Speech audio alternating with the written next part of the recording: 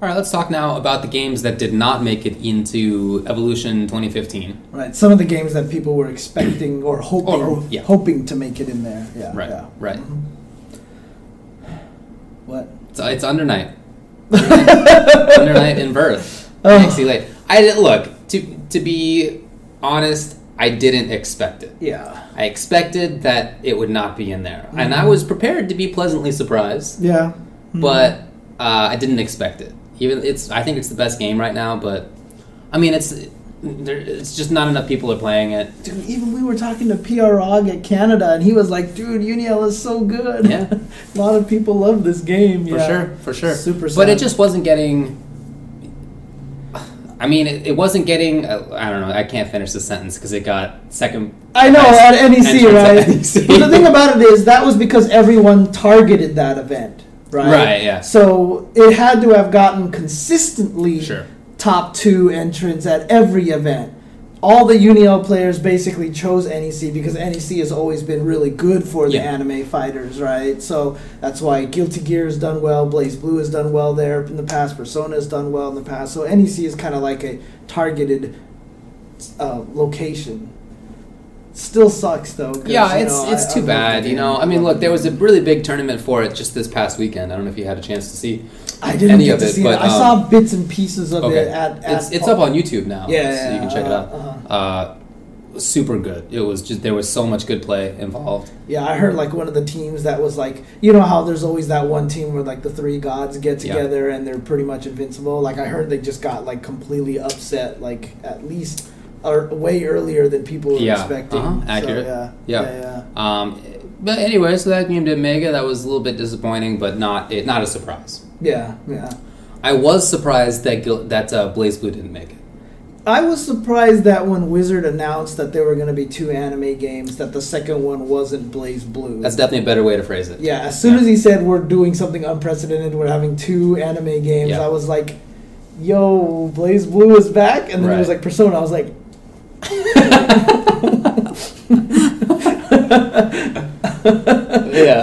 But no, I mean, I'm happy for the Persona scene. Oh, of course, But, I'm really sad because Blaze Blue had an amazing grand finals last year. Yeah, it did. You know, honestly, that's kind of... Like, what if it came back and just had a really crappy grand finals? Totally possible. Right? It's happened in the past. Yeah. So, I mean, like KOF, when they had the amazing top 8, the next year they came back and Reynold had that amazing top 8, right? Yeah, that was 2013. And 2 years in a row, it was just amazing. That's true. And it lived up to it. That's absolutely true. And so, who knows if Blaze Blue was going to have that happen. Right. But, again, it's just sad because... Seriously, that we both voted that as like the best match of 2014. Oh yeah, you'd be crazy not to have voted that as the best, right? Yeah, but it's not even just that the grand finals were really good. Mm-hmm. I like the game, and I know a lot of people play it, and I guess I just thought it would make it in if there's 2 games. Interesting. A lot of people are saying that CP Extend is not considered a good update, and it kind of hurt the game. Yeah, I know people have said that. I've seen some posts by people who are in Japan saying that like it's people don't love it, but I've also seen posts saying that it's still really heavily played, even if it's like not. Okay.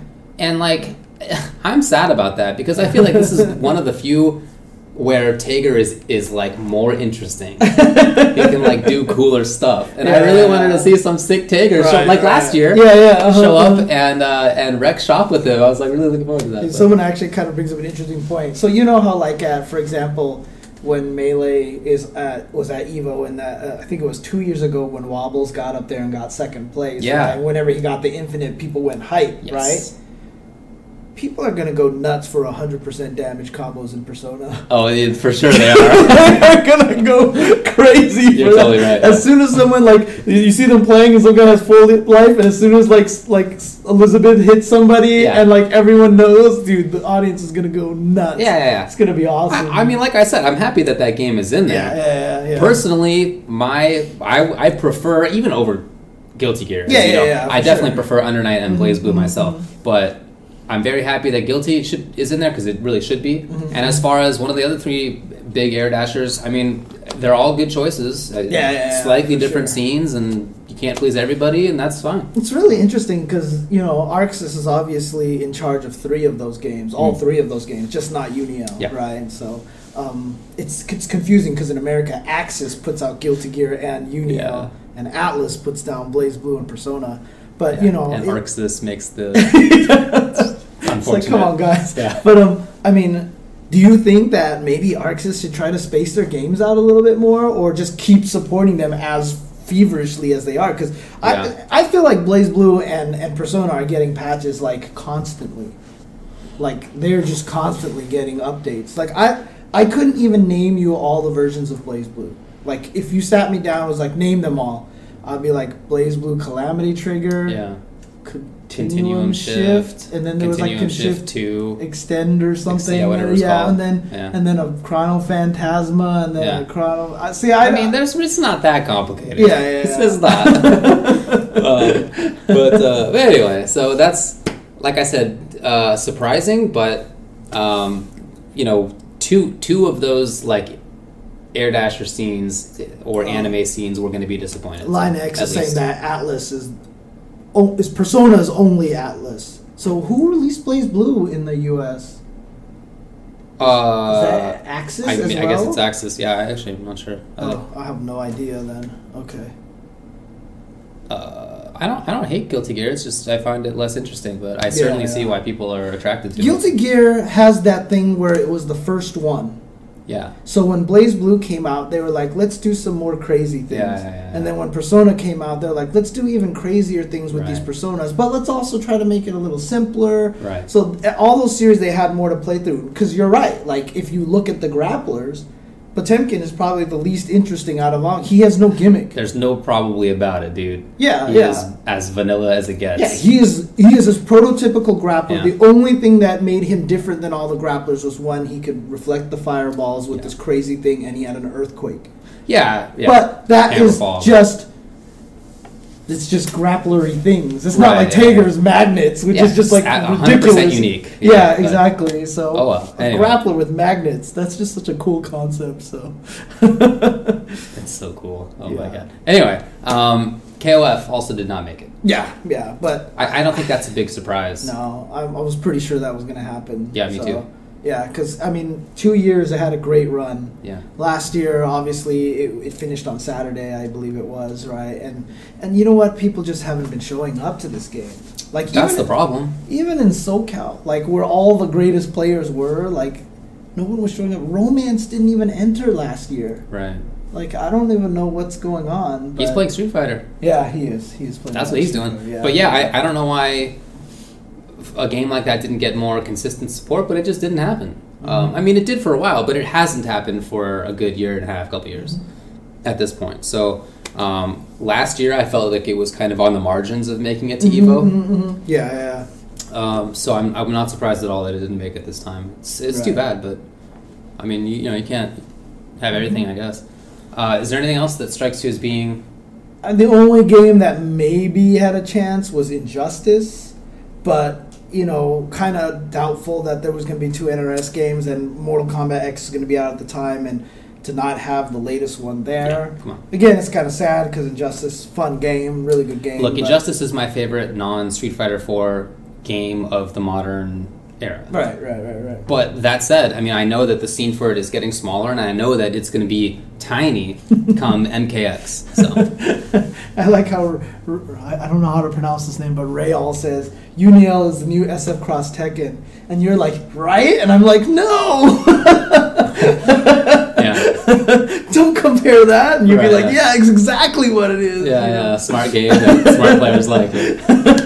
Oh, well. Well, but here's the thing, right? So I definitely wanted to add this little bit into this, is that games like Uniel, games like, BlazBlue and stuff like that, definitely still have a huge chance because Mad Cat's booth. Yeah. Last year, Mad Cat's run MK9. They ran Skullgirls. I think they even did like a Soul Calibur thing, right? And look, Mark has always been really good about throwing a lot of those events there. Oh, yeah. So he's also planning. So he wanted to do this last year. He didn't succeed, but he's going to try to do it again this year. Another tournament that I think I might have to enter, which is a Friday and Saturday night karaoke tournament. What? Dude, I'm like so in there. I could see you doing well in that. I'm so in there. Yeah. Man. I could definitely see you doing well. Sure. That would be awesome. No, but I mean, in all seriousness, like he's doing a lot of this. So like I've already directed a couple of UNIL players because I think it was Sanchez who was like, so UNIL side tournament at Evo, and I was like, go talk to Mark, man. Mm-hmm. You know, and then they could probably run the top 8 on the Mad Cat stage like they did and stuff like that. So that would be really cool. Yeah. So all of these games, just because it's not at Evo doesn't mean don't go to Evo, doesn't mean don't plan for Evo. It's still, you're still in a room with 10,000 people who share your hobby. And you just can't go wrong with that. Yeah, You know I mean, just because it's not an official game doesn't mean it won't be at Evo. Mm-hmm, You'll definitely find people there who will be willing to play BlazBlue and whatever else. Right. You know, they will be there. KOF, I'm sure you'll be able to find people. Yep. Anything else to say about Evo? Not that I can think of. Did you listen to the little spiel that they had afterward? There was question and answer series. I listened to parts of it. I lost signal when I went into my parking garage, but for the most part, I listened to most. Anything of it. of note? I just closed it, so. Oh no! I mean, it was mostly the standard questions like when's registration and stuff like that. So Evo's going to be July 17th through 19th Right. at the Bally's, and now the rooms are open. You can reserve it at Bally's or Paris now. And you know, the Paris walk was long, but it always made us go past that crepes place, which was really kind of nice. Yeah. I guess I could just walk to the crepes place anyway. So it's not even that far from the actual. We should probably reserve our room pretty soon. We should do that. Yeah. Oh yeah, maybe you want to talk about the Jamie Lee Curtis interview. Oh sure, yeah. I was thinking about saving that for later, but sure. Did you watch or see it or whatever? Yeah, I saw the interview. Yeah, I haven't. I just have heard snippets. Okay. So there's some great stuff in there. Is there really? Oh right. Yeah. There's one part in there that's like the best. Really? Like, the best. Oh, what happened? So basically, they're sitting there talking about it, and first of all, how did it come up? Right. So she's doing a promo for Spare Parts, where it's just this movie that stars George Lopez about guys who build like this machine, underwater swimming machine thing contest or whatever. Oh yeah. She's the principal of the school. Right. So they're interviewing her and all this stuff like that, and they're talking about True Lies and stuff like that. And the guy was like, "Can you believe that when I went to this my parents took me to see this movie, they wouldn't let me watch your dancing scene, but they let me watch all this other stuff." Like the violence and everything like that. He's like, what do you think it is about this world? And she was like, talking about violence, whatever. And then she just kind of segged into like, but look, I'm the kind of person that I play games like Street Fighter, right? So obviously she's not really worried about the violence. That's kind of what she was bringing up. Right. But this was the best part of the interview. And because the guy was like, oh, Street Fighter, like, who did you play? Did you play Ryu and Ken? And she just gives this look like Kappa face, like the Kappa face, like straight up Jamie Lee Curtis Kappa face. She was like, "No, what, Cammy?" And I was like, "Yes."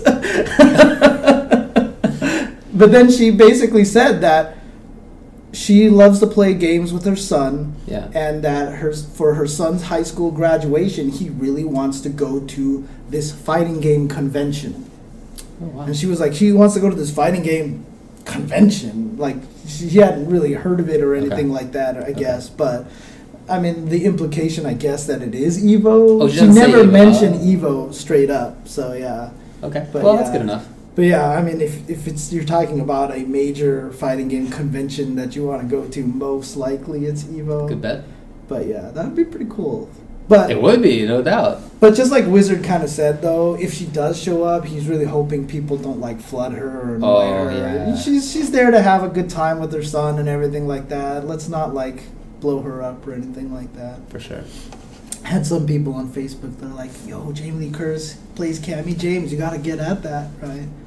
What does that mean? Come on. Dude, and I was like, dude, it doesn't even matter anyway because she's married to like one of the coolest guys. Well, who's her husband? So her husband is Christopher Guest. Oh yeah, okay. The man who's made all of the mockumentaries like Mighty Wind, Best in Show. He was hilarious. The six-fingered man, Count Rugen in The Princess Bride. I mean, dude. Oh, I didn't know that. Dude, that guy's so awesome, dude. He's the best. Yeah, I really Spinal like those Tap. movies. Yeah, he's part of exactly, Spinal Tap. So yeah. I didn't know that they were married. That's awesome. But yeah, I thought that was cool. Yeah. Interesting. I just love the Kappa face when he asked. Yeah. I guess I should watch it because that sounds that's funny. the best. So yeah.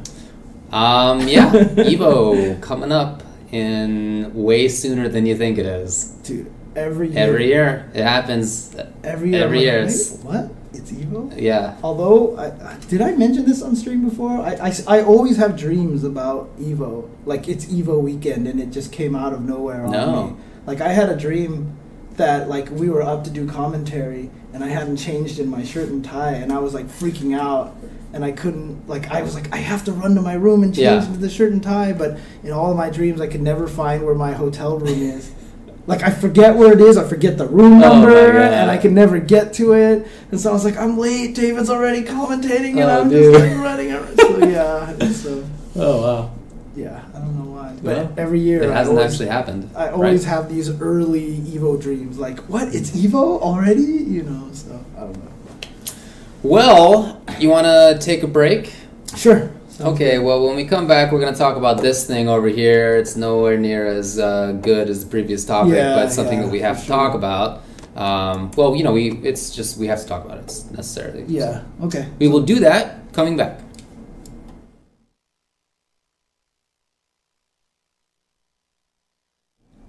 Are we on? Yeah, please let us know if we're on. I guess there have been some problems with the stream. Yeah. So hopefully everything is going well. I'm going to wait until we see that the stream is actually playing on our video. Last week when we were having issues, like even when I looked up here, like you would see the bit rate was like 400 or some crazy thing. Like it's at 2000. It looks normal right now, so hopefully everything's going okay. It does look fine. Don't forget that maybe we've been hit by that Twitch DDoS guy before. Maybe he was hitting us last week or something and we just didn't realize it or something. I don't know, but yeah. Anyway, so we're going to talk about this. Over the last what? No, I'm just Okay. Yeah, right. So over the last day and a half, a lot of allegations have come out against Alex Strife, guy who works with Apex. He's been one of the leaders of Apex for a long time. That he has been harassing women and girls in like super uncool ways, and they've been substantiated with chat logs and Facebook logs, and several people have had independent like stories that have been pretty gnarly. So it's definitely bad news. Yeah. I was very excited. I don't know the guy super well, but we've talked with him a bunch. We met with him at UMACon one year and stuff like that. Always seemed nice. Like I said, I don't know him very well. So I'm sorry to hear about this side of his personality. I had no idea. Apparently, it's been going on for some time. I mean, the story that one of the main stories was something that happened 5 years ago. Right. So, but I mean, also, and then the guy who runs Clash tournaments, I think it is. Yeah, so he even came out and talked about a lot of other stories of just, not great things that he's done in the past. Like there was a story about like transporting the Japanese players from the airport to the venue, like in the back of a U-Haul truck or something like that, and not even related to that side of things. Right, different type of stuff, but not great either. So I mean, it's really unfortunate. I mean, it's really sad to see. Yeah. Look, I'm very happy that the women involved were comfortable in putting this out publicly. I'm sure that's tough to do. I'm sure that's embarrassing. It's probably not easy. You don't want to go through those or relive those moments, but I'm glad that they did it. And not only that too, but it seemed like it took one person to come out with the story, and that prompted a lot of other people to find the strength to do that as well. Right. So there was definitely a few people who came out with these stories and such, and I mean, look, it's not cool, right? I tweeted this earlier that any kind of harassment or whatever like that. It's like basically the community. Nakat said this on his on a Reddit post where basically he said like, Apex is not Alex Strife. Right. Apex is you, me, everyone who watches it. It's everyone who puts it together. And it's the same. It's true about the fighting game community in general. It's true about any community. Yeah, is that right? Exactly. Every community, and it's really about all the individuals put together. And that's why one of the main things I tweeted is that as people, as anybody in the community, whether you're at the top or you're at the bottom, or if you're known or if you're unknown or whatever like that, respecting the individuals is the most important thing. Right, yeah. You know what I mean? Just respecting them, no harassment, being kind to people, right. And it's really unfortunate that happened. Of course, he did step down. Right, yeah. So to his credit or to Apex's credit, whichever, or maybe both, I don't know. Mm-hmm. He stepped down or was forced to step down or however that went down. I read somewhere that it was mutual, but... I read that also. Yeah, but you never know what's going on. Well, yeah, I read that also. But definitely, I think that they handled it as well as they could have for now. Like I said, apparently it's been going on for a while and people have known about it for a while and didn't talk about it. And that's not always an easy situation. Mm-hmm. There are certainly situations where you can know that somebody did something bad and you can't, it's not sort of on you to bring that up, or you're prevented from doing so by whatever. Like attorney-client privilege or something. But right. But sort of barring that stuff, and as far as today goes, I thought that they handled it well. I mean, they acted quickly. Mm-hmm. They made it clear that it's, like you said, it's not about John himself. It's about the rest of the people involved. It's about the people who are making Apex, the people who are going to Apex. There's no reason to sort of like cast aspersions on the event entirely because of his actions alone. Yeah, and the community as well. Because I mean, this is kind of the same thing. So if you guys remember, Alex Strife was also the guy who got the death threats and stuff like that when he didn't have Project M in the event and stuff like that. And when we talked about that, a lot of the Project M guys were like, you can't say that this is our whole community. It's only just a few people. Of course. Right? So kind of similar situation here. You can't judge Apex poorly at all. You can't look down on Apex. Apex is an amazing Smash event. Yeah. Lots of really good people, lots of really good people are there behind the scenes working on this event. So, yeah, I mean, I hope everything goes great for them. Yeah, me too. And I hope that in the future there will be fewer instances of harassment like this, and that people who are victims of it will feel comfortable in bringing it out. Mm-hmm. And not feel super weird about it. The nice thing about, one of the good things that's come out of this is just to see, obviously there's going to be jerks on the internet. You're not going to stop that. But in general, the support for the victims has been much higher. Yeah. You know what I mean? In terms of internet standards, I guess you can call it, right? Yeah, okay. So maybe that will also help a lot of other people if they ever go through something like this to have the courage to come out, talk about it, bring it up, and not be afraid to be, either ridiculed or whatever like that, or to see it as something shameful. Because it happens all the time. Yeah, of course. And the only way that it's going to go away is if we know about it. Right, yeah. You know what I mean? So yeah. That's the hard part about the whole thing. Yeah, I hope that in the future, or even now, if that sort of stuff has happened or is happening in the rest of the fighting game community, that people involved will not feel badly about coming out, or will not like sort of fear the repercussions or anything like that. Regardless of how well known or how not well known the person who does the harassment type behaviors or worse is.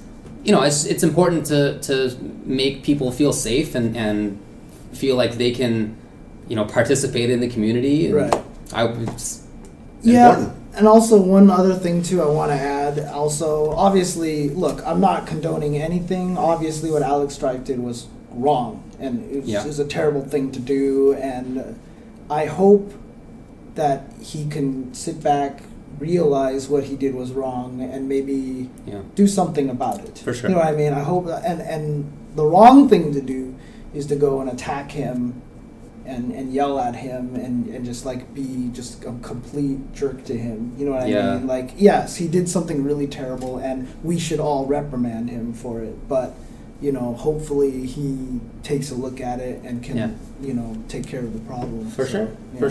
Yeah. I hope that'll happen. I've read that in the past people have asked him to change certain things and that he hasn't. Okay. If that's the case, then yeah, I mean, then stuff has to happen, interventions or something like that, or you know. I mean, certainly he's not in a great place. You know, I feel bad, you know, primarily for the people who he did crappy stuff to, but I feel bad for him too. I mean, that's sort of always how it is, and he's definitely been like in the chat. Just we was here like last week. Yeah, exactly. So it's certainly weird, but I really think it's best for Apex and for Smash in general and for everybody involved that he has stepped down and I'm sure the scene will move past it.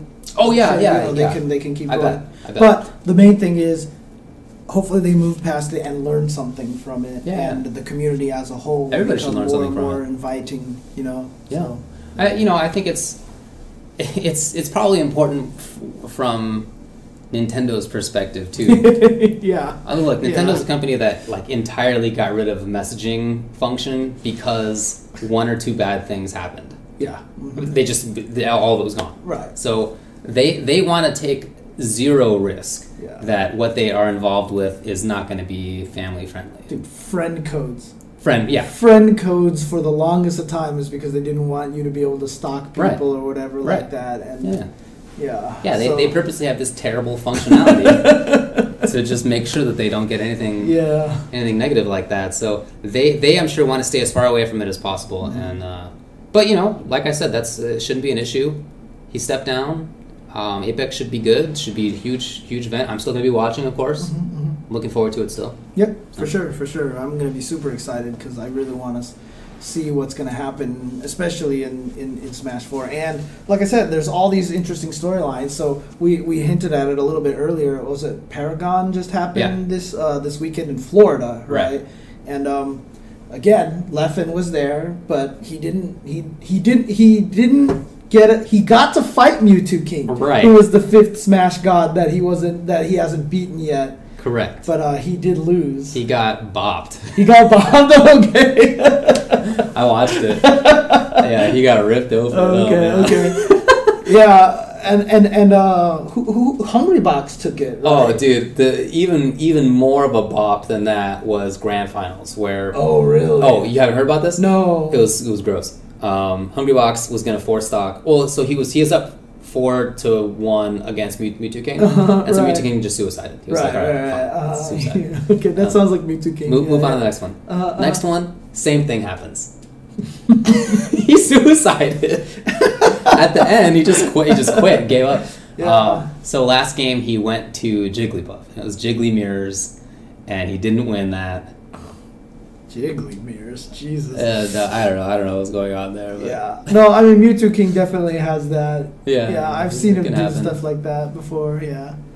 But I mean, the cool thing is, there's a lot of really interesting stories. Look, Leffen did really well overall. Yeah, absolutely. And apparently he had the ultimate pop-off at the end, too. So, like, after the whole thing, like, they were doing, like, post-interviews. Oh, apparently he said, I don't know exactly what he said, but, like, you know, he, like, someone told him, like, so, like, how do you feel to be the 6th god now? Okay. He was basically like, I don't believe in this god stuff. I'm better than them. Or something like that. Okay. You know, I don't want to be part of that group because I'm better. Okay. But apparently he had some other pop-offs. Maybe not as good as apparently I didn't see it, but Obama's pop-off earlier. Yeah. What did he say?